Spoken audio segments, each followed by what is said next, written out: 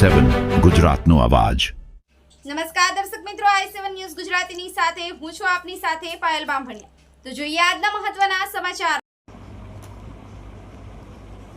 ગુરુ ગોવિંદ લીંબડી તાલુકામાં 130 ઝાલોદ વિધાનસભાનું સ્નેહ મિલન સમારોહ માનનીય મંત્રી શ્રી રમેશભાઈ કટારા, કૃષિ પશુપાલન સહકાર મંત્રી શ્રીના અધ્યક્ષસ્થાને યોજાયો।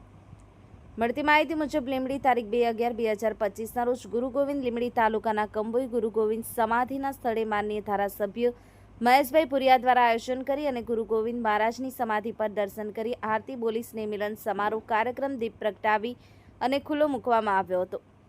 માનનીય ધારાસભ્ય શ્રી મહેશભાઈ પુરિયા દ્વારા શબ્દોથી સ્વાગત કર્યું, ફુલાર બંડી સાલ ઉઠાડી અને માનનીય મંત્રી શ્રી રમેશભાઈ કટારા, દાહોદના લોકલાડીલા સાંસદ સભ્ય જસવંતસિંહ ભાભોર, ભાજપ પાર્ટીના પ્રમુખ સ્નેહલ ધારિયા સાહેબ, જિલ્લા પંચાયત પ્રમુખ કરણસિંહ ડામોર, પૂર્વ પ્રમુખ શીતલબેન વાઘેલા, જિલ્લા પંચાયતના સભ્યો કૃષ્ણારાજ ભુરિયા, લલિતભાઈ ભુરિયા, પૂર્વ જિલ્લા પંચાયત સભ્ય માધુભાઈ ડામોર, ઝાલોદ તાલુકાના પાર્ટી પ્રમુખ મુકેશભાઈ ભાભોર, પૂર્વ ઝાલોદ પાર્ટીના પ્રમુખ મુકેશભાઈ ડામોર, તાલુકા પંચાયત સભ્યો, સરપંચો અને મોટી સંખ્યામાં નાના મોટા કાર્યકરો લોકો ઉપસ્થિત રહ્યા હતા અને સૌને નવું વર્ષ સારું નીવડે તેવા આશીર્વાદ આપ્યા હતા અને ડુંગરી ગામે આ પાર્ટીનું મળેલ સ્નેહ મિલન મળ્યું હતું, જેને વખોડી કાઢી અને જાકારો આપ્યો હતો। પાર્ટી છોડી જતા રહેલ કાર્યકરોને ટકોર કરી અને જાકારો આપ્યો હતો અને આ પાર્ટીનું ગુજરાતમાં કોઈ સ્થાન નથી, માટે ચૈત્ર વસાવા તમોની ચેતરીને જતા રહ્યા, માટે તમે કોઈના આવેશમાં નહીં આપવા સૂચન કર્યું હતું અને 2047નું વિકાસ ભારતનું સૂત્ર સાકર કરવા સૌને અનુરોધ કર્યો હતો।